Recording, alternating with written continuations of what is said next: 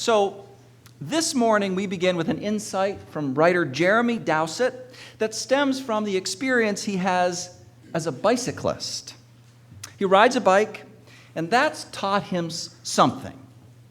Sometimes, he says, it is dangerous for me because people in cars can be just blatantly rude.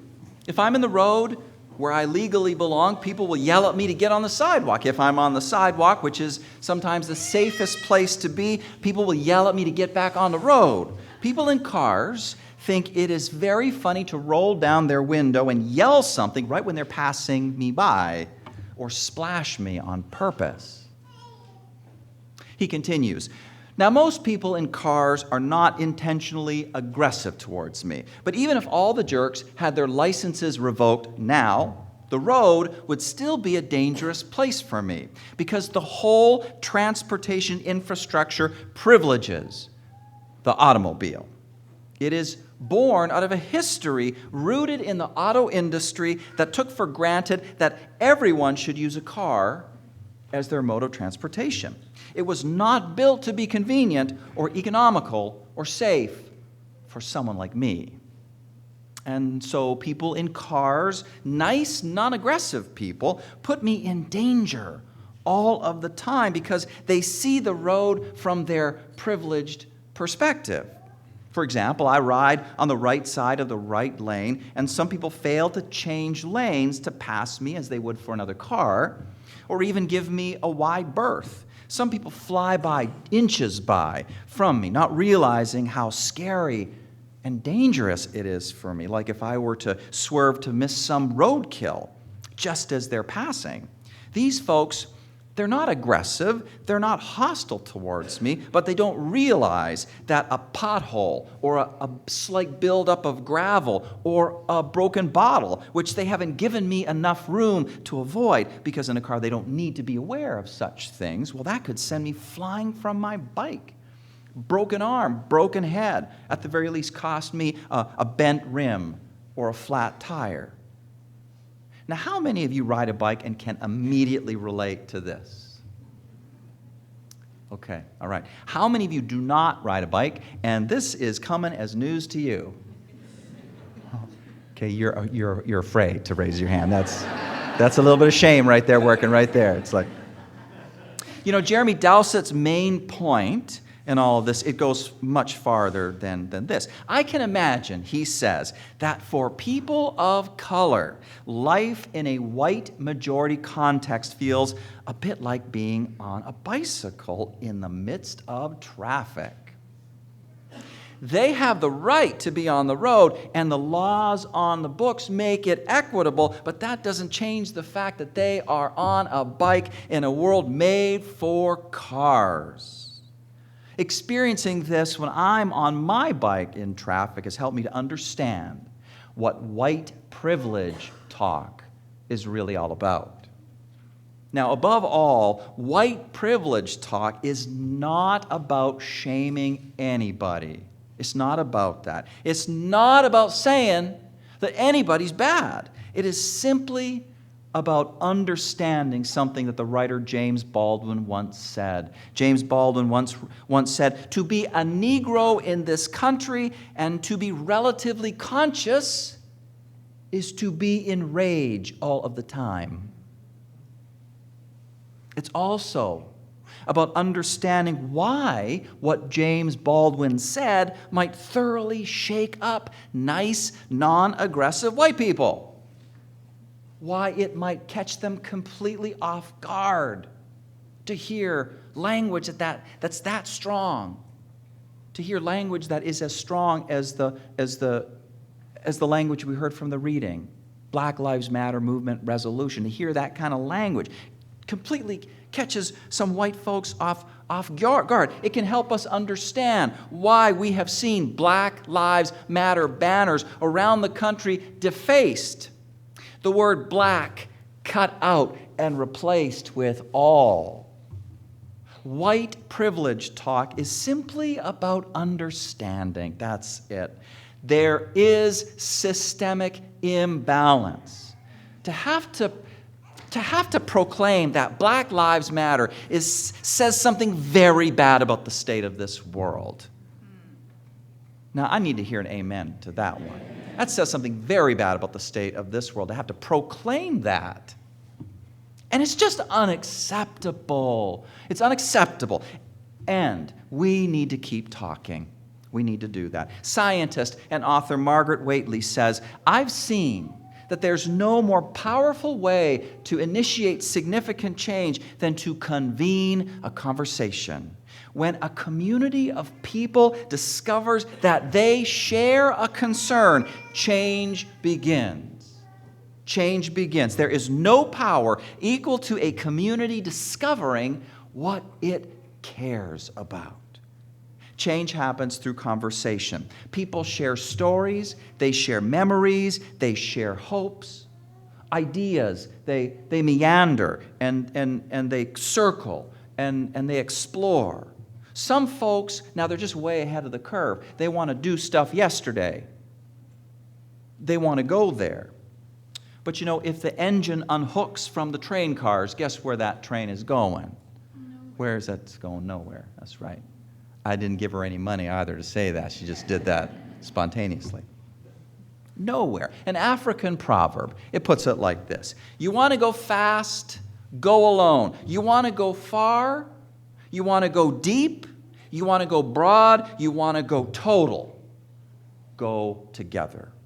And that's what I want to talk about today. Share some thoughts about our go far, go together strategy for this upcoming program year. It regards our great journey into anti-racism, anti-oppression, and multiculturalism.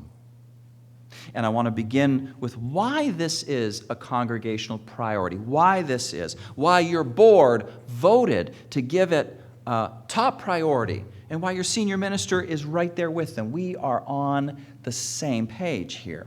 And part of it has to do with our Unitarian Universalist theology, who we are, what we stand for. Take our historic affirmation that everybody belongs to love and no one should be left out, neither in the now or for eternity. It means that we must talk about race. Kids are not colorblind. They're not colorblind. Adults not talking about something that is so obvious means that it's bad. That's what it means. That's how kids interpret the silence when they don't see different races interacting and getting along, when they are familiar with only one race, their own. The default conclusion is, I can't trust people who have a different skin color. I can't do that. It's not good. I need to stay away. That's their conclusion. And this is not where we want things to be. As New York Magazine writer Lisa Miller says, a nation of fellow citizens who are foreigners to each other. Mute xenophobes. Mute xenophobes whose hearts rush to their throats when a racially charged comment or conflict or even a curiosity arises. But this is where things go unless we take a stand, unless we become the change we wish to see in this world, unless we are rigorously honest with ourselves about how Unitarian Universalist congregations have been historically white spaces. And again, I say this not to condemn anybody, not to shame anybody. I love this place. It's awesome. We got an awesome thing going on here. It is simply to say that the automobile is privileged here. That's what it is to say. It is to say that if you ride a bike, it's going to be harder going for you. It's in the fabric of our community. Communication style, sense of time, approach to knowing. In Unitarian Universalist congregations, public communication generally needs to be toned down and not emotional. I'm really trying, folks, to tone it down. It needs to be toned down if it's to be taken seriously. Physical gestures need to be in the medium range and not large or frequent. Money talk. Now that needs to be toned down too because, oh my God, talk too much about money, that's gauche. That's low class. Time needs to be saved, and it needs to be conserved, and everything needs to be on time, or God forbid if you go over. Now, that's what we want if we're like watching a sporting event, right? For it to go overtime, don't we? That's when it gets super exciting. The sporting event, right? But, if we go overtime in church, hey!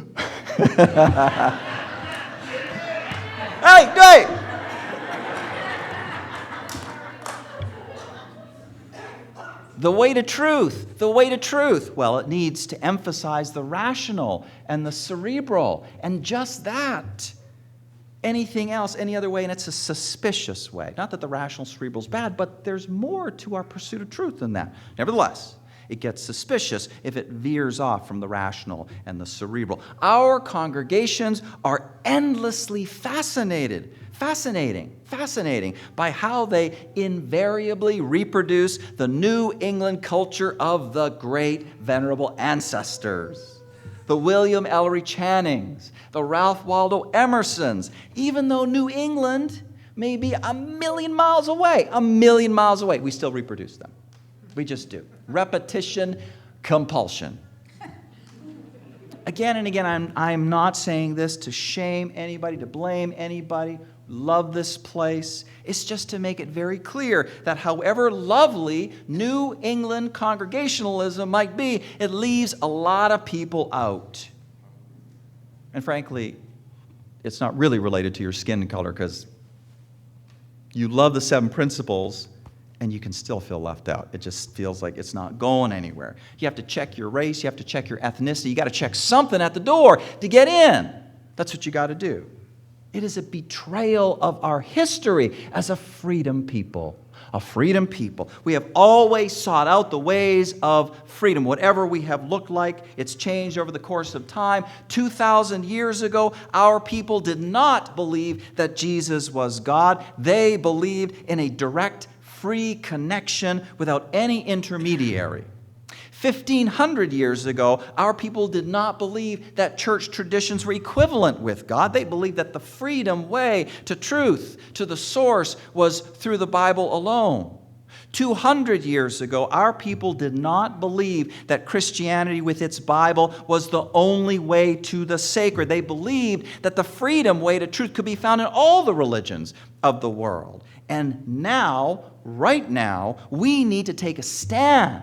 We need to say that European American culture, specifically the Yankee variety, is not the only form of freedom through which to reach out and touch God. We need to say that. There are lots of other ways to reach out and touch the divine, the sacred, the spiritual life, whatever you want to call that mystery, that magic that makes our lives worth living. We plug into it and we feel supercharged, abundant, whatever that is. There's more ways to that than through European American culture. We want this new reach of freedom. We want it for ourselves. We want it for all the people in this world who love Unitarian Universalism's 7 principles and who love what we stand for, but they come in our midst and they realize to their sadness, to their dismay, that they have to give up who they are in order to fit in. That is not right. This betrayal is especially deep when we think about the history of this specific Unitarian Universalist congregation. How in the early 1950s, it died and was reborn again in the flames of integrationism, racial integration. How we protested the lunch counter segregationism at Rich's department store just down the street. Our clashes with the Ku Klux Klan, people losing friends, people losing jobs, livelihoods, because they were Unitarian Universalists and they affirmed that everybody has inherent worth and dignity. Dr. King, right here in the pulpit, preaching his remaining awake through a great revolution message, which continues to resound among us. The intentionally African-American Unitarian Universalist Church that we helped plant, the Thurman Hamer Ellington Church, our many years of the Hope Hill School Project. how, since I began my ministry here, our way of worship has diversified beyond the standard Unitarian Universalist New England style. And we have explored other styles. We have explored other ways. And it feels good. Can I hear an amen? Feels good. That's the sound of a growing congregation. That's the sound of a growing congregation. Can I? Oh, well, you already gave me an amen to that. Our UUCA history, it positively cries out that this is a priority for us. Asking ourselves who we really are, what our hearts break for here and now, so that as a community we can understand how to be the best possible beloved community we can be. So now what's that going to look like? What's the nuts and bolts of that? Our go far, go together strategies, it's going to be based on the taking a public stand policy that our board approved back in January, with ultimate authorization coming from the congregation. In accordance with that process, UUCA's inclusivity team, Interculture, will draft a resolution that voices commitment to anti-racism, anti-oppression, and multiculturalism, and will submit it to the congregation in the form of a petition. And if 15%, at least 15% of the congregation signs, says, yes, this is good, we need to go deeper, then the whole process is going to move to a different phase, a phase which will last no longer than 90 days. It's going to be 90 days of events. 90 days of activities, 90 days of things to do, things that are going to turn UUCA into the intentional learning space that the General Assembly Black Lives Matter resolution calls for. After the 90 days, the entire congregation at an official meeting will vote to approve, to take a collective stand around this, or not. And I'm recommending that things be timed so that the vote takes place at a regular May meeting time, May of 2016. This is the year. This is the year. And I hope your ears are perked up. I hope they are. Last year, it was plenty of sermons from this pulpit. It was lots of awesome interculture workshops. It was our amazing Remembering Selma event. I hope you were there. This year, though, we are asking for dedicated participation from everybody, a great journey, because we're going to vote on this. We are going to take a stand. And I've got some hopes for this. I got some hopes for this that I want to share with you. One is suggested by a remarkable finding reported in National Geographic late last year in October, a study of brain activity at the University of Colorado at Boulder shows that subjects register race in about 1/10 of a second, even before they discern gender. Just listen to that. Even before they discern gender. I mention this simply to, well, first of all, to say that science is really cool. Just to say that, science is cool. But not really. To really say, or to underscore, the fact that our work with this has a primal quality, Any work we do with this gets to the bottom of things. It goes really deep. Now, we already know race intersects all sorts of social identities and issues, class, gender, all these kinds of things. And that certainly is one reason why talking about race gets to the bottom of things. But it's also an existential bottom that we dive into. We are diving into the muck and to the mud of our humanity.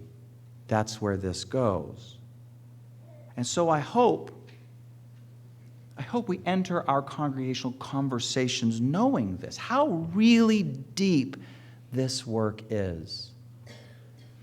Which immediately suggests my second hope, that the character of our conversations is different from what we would experience in an ethics class or a social policy class. My hope is that we will resist intellectualizing this thing to death, that we will resist this. We will resist this because it skates above the real issues. That's what the intellectualization does. It skates above the real issues, which are more above the lived realities of race, the lived experience of race, the reflective reactions to difference, reflexive, I should say, reactions to difference that we all experience: fear, disgust, mistrust, anxiety, but also this: attraction, eagerness, curiosity, admiration. If our conversations can get to this level, that's when they're going to be truly life-changing. That's where the change is going to happen. If we can do this, then something else, I hope, is that we can live up to our covenantal promises to each other, to love and to respect each other, even though we are going to hear things coming out of our mouths that might be Donald Trump worthy. Yeah, baby. You heard me. Not just dumb, but Donald Trump worthy. Which is inevitable. Given the fact that the material we are working with is the goopy stuff of our reflexive reactions to difference. Goopy stuff. And not just that, but also because of all the pain that surrounds this issue.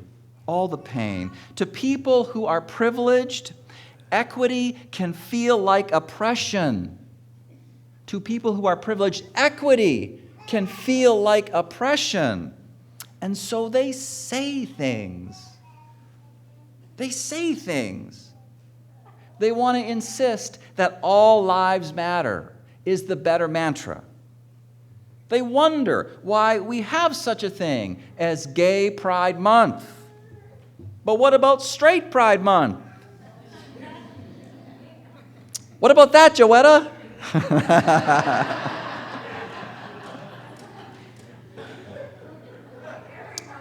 Yeah, it's every month is Straight Pride Month. Yeah.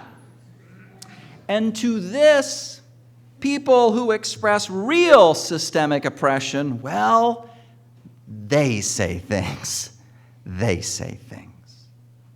The folks who experience real systemic oppression do things like disrupt the August 8th Bernie Sanders speech in Seattle. And some of us are like, what is that all about? And others of us understand. And all of us are feeling really anxious about talking about it. We're feeling anxious about talking about it. It's just like New York Times writer Charles Blow says, some immunity must be granted. Assuming that the conversational engagement is honest and that it is earnest, we must be able to hear and say things that some might find offensive as we stumble our way towards interpersonal empathy and understanding there is no way to get there except through stumbling. Like I know firsthand in figure skating, you can't get to pretty until you go through ugly. You just can't. I hope. Above all, I hope that we achieve much more than a majority of yes votes, or even a supermajority on our collective resolution to go deeper into the work of anti-racism and anti-oppression and multiculturalism, because all that a majority or supermajority vote does for us as a democratic people is simply open the door. It opens the door to what comes next. And you know what? We could step through that door gingerly. We could step through that door in lukewarm fashion, in lowest common denominator fashion, and we get nothing done really. Not really. That's not the great journey that I dream for us. That's not it. Of course, we're wanting a majority of yes votes in May 2016 because we want to open that door. But then let's combine that with congregation-wide clarity of purpose that compels us to jump through, a sense of purpose that is so clear that if we do not do this, we feel like we are falling on our mission. We are failing our mission. We are being faithless to our mission. We want to jump through that door. We want to jump through it singing. We want to jump through it laughing. We want to jump through it feeling fully alive and willing to take risks. That is what I hope that we accomplish through our great journey. Go far, go together. We got to face down the steel and concrete infrastructure of the automobile complex. And we have to refuse despair. We got to refuse defeat. We got to work. We got to do the work. Never stop affirming that everybody belongs to love, no one left out. Did you know that in the heart of Birmingham, Selma, Alabama, is a big monument to Dr. King? It celebrates the great march to Birmingham. And on this monument, we read, "I had a dream." He had a dream, as if now it's lost? He had a dream, as if it's just past tense now? I say nothing about that dream is past tense. Nothing about that dream is lost. If we are living into it here and now, if we resolve never to stop living into it, he has a dream. Present tense, so do we. Amen.